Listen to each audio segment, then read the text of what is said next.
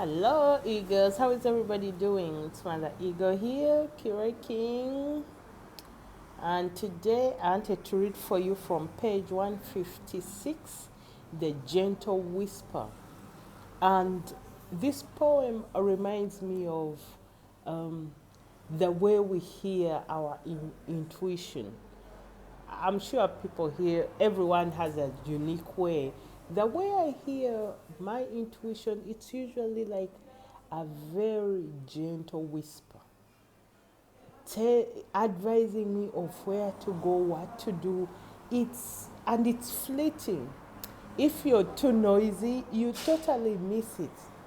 At least I know for me, But it's a very persistent whisper, so chances are you will not miss it. But yeah. So this is where this poem came from. The gentle whisper comes like a mist in the wind. hmm 1 second it's here, the next it's gone.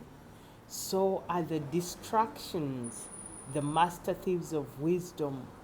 One move towards the rumbling, seemingly important things, yet void of life giving essence.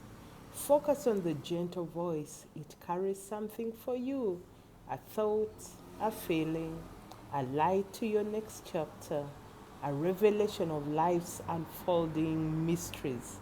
Listen, for it passes by fast.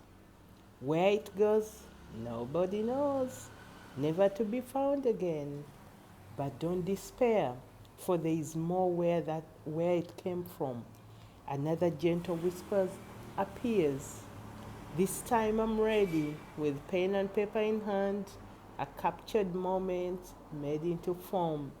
I'm always grateful for the love of gentle whispers. As always, this is Keroy. Hope this poem blesses you.